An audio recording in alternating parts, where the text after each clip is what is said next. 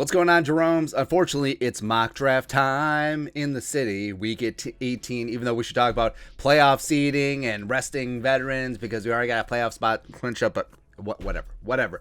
We're here, and the Vikings probably going to have a couple of changes this offseason, potentially. Maybe head coach Mike Zimmer, he's gone. Maybe GM Rick Spielman, he's gone. So the Vikings diving into this draft. And this is setting up to be a very interesting draft because there could still be, 4, maybe 5 quarterbacks taken in the first round, but maybe none in the top 5. Now, that certainly could change. It's very early in draft season. Once you have some pro days and the combine is like, oh, look how that guy throws against no defense. Great, in shorts. Awesome. That could rise things up, so we'll see. But I think right now it's a 2-player race to be the number 1 overall pick, Thibodeau as well as Hutchinson. So diving on in. This is from PFF. Anthony Triage doing some good work over there. Pick 1, Jaguars, back-to-back number 1s, baby. Aiden Hutchinson from Michigan. Man, Aiden Hutchinson is a stud. And Georgia, respect. They stopped him by putting like 4 bodies on him and making sure it was textbook. What you do against a premier edge rusher, you double team him, you chip him, and you make sure that there's always at least 2 bodies on him. And it worked. It did work. And also they had a job on the other side. They did a pretty good job against Michigan's edge rushers. But Hutchinson at 1. Hutchinson and Josh Allen together. Ooh, baby. That's studly. Now, there is some thought maybe Jacksonville would field offers to trade down and then take Evan Neal, the great tackle, or one with the other really solid offensive lineman. Evan Neal could go in this spot. Could go with probably not going to go with Linderbaum that high. Maybe Nkwonu. I think we'll get in, but I think Nkwonu could really rise up in this draft, especially after the combine, after they get his measurables. My God. So maybe Jacksonville trades down to get some offensive line help for Trevor Lawrence because otherwise he's going to die. Now, number 2, got the Lions. So it's a sort of a bad beat for the Lions because 2 at this point seems a little rich for any of the quarterbacks, and they do need a guy to take over for Jared Goff. I don't think he's the answer long term, but getting Thibodeau in this spot, I'm mad at that, man. It was, if you're getting a premier edge rusher who's going to set the edge and get after it, double-digit sacks and 70-plus pressures per year, yeah, he's going to be your guy. I got dinged a little bit this year. Had a little dip in production because he had a couple of injuries, but he's an absolute monster. He's a stud. So, yeah, you can't really go wrong. I'd say toss a coin between Hutchinson and Thibodeau. Yeah, you're going to be good to go. 3 of the Texans, Derek Stingley Jr. I love Stingley, man. He was a true freshman on that 2019 undefeated LSU Tiger team, and he's been a top 5 pick for the last 3 years. For me, he is the 1-1 corner in this draft. He's going to be the set it and forget it guy. He's a physical freak. He will shadow. He'll do everything. He's just a stud. For the Jets, getting Kyle Hamilton. Rob Saleh, getting some defensive pieces, man. Now, there's some thought. Maybe you double and triple down on offensive line or weapons for Zach Wilson. But, Kyle Hamilton, he's just... think of Harrison Smith if he was 6'4" and 220 pounds. Just get him, man. And he's a freight train. He's in that mix. He's a little bit like Jeremiah Owusu-Koramoah, except he's a more agile safety. But he's just they were on the same defense last year, man. That's how good they were. 5 Giants going with the Greek freak George Kalafdis coming out of Purdue, and this is a great edge rusher class. This is just a really good class. But the Giants, they need some stank on the outside. Karlaftis, him with Leonard Williams. That's pretty studly going forward. Next up, you got the Panthers at 6. So taking Evan Neal. Evan Neal blocks out the sun. Evan Neal, last year when Alabama had that solid offensive line with Leatherwood and Dickerson and Deontay Brown, Evan Neal was just at right tackle chilling, but everyone knew that he was the best offensive lineman as a sophomore. But he's 6'7", 350. Size, agility, and athleticism-wise, he does remind me of Bryant McKinney, but Evan Neal actually cares. So that's a dangerous combination. And Evan Neal plus Taylor Moton. I don't know who the Panthers' quarterback is going to be. They won't have this pick if they do trade for Deshaun Watson or if they trade for Russ or whatever. But, man, that's a great combination. 7, got the Jets. This is a pick that they got from Seattle for the Jamal Adams trade. Going with Nakobe Dean, stud linebacker from Georgia. So, yeah, Rob Saleh, getting some great pieces up the middle. You got Nakobe Dean and you got Hamilton. Baby. Love it. 8.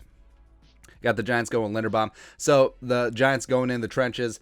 And their offensive line has been a mess at times. Andrew Thomas, respect, really got off the mat after a very crappy rookie year. But Linderbaum in at center, and I love Linderbaum. I understand that Vikings fans may be a little bit hesitant taking interior offensive linemen so high in the first round after what happened with Garrett Bradbury. But if Linderbaum made it to 12 or wherever the hell the Vikings are going to draft, rush that card in. Get in there right now. 9, Washington football team. They break the seal on QB. Sam Howell from North Carolina come on and raise up. Now, it's going to be a toss-up on who's going to be the number 1 overall quarterback. Is it going to be Sam Howell? Is it going to be Kenny Pickett from Pitt? Is it going to be Malik Willis? Is it going to be Matt Corral? Is it going to be Desmond Ridder? I don't know. And like I said, it's weird. It's going to be a weird draft. They could have 5 quarterbacks taken in the first round and none in the top 8. Or maybe even top 10. Well, I won't go that far. Top 5, potentially. But, yeah, Washington, it's a new beginning. I don't know if they're going to roll with Taylor Heineke. He's a fun story, but it's time. 10, I actually think that the Falcons should go quarterback here and get the heir apparent for Matt Ryan. But Kim Nkwonu from North Carolina, like we talk about Evan Neal, but Nkwonu, I think, could be the Mekhi Becton of this year's class. He's just a physical monster, and yeah, I mean, I'm jealous. Like, if Nkwonu got to wherever the Vikings take in the first round, get that card in. Linderbaum, it's all good, but I guess you reduce Nkwonu inside. There is some thought maybe you would keep him at tackle. I don't really know. With the Vikings, obviously, with Darius Sutton and O'Neal, you would kick him inside. Imagine Nkwonu playing right guard. Come on, man. All that stank. 11. You got the Broncos going quarterback. George Payton, jumping George Payton, getting his own QB, Matt Corral from Ole Miss.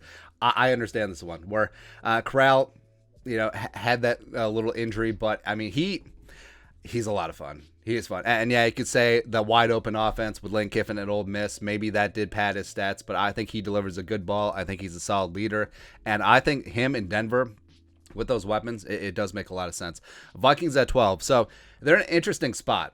Now, Linderbaum and Nkwonu are off the board, so that's whatever. Kalafdis is off the board as well. There's some thought maybe he could fall this far. Probably not.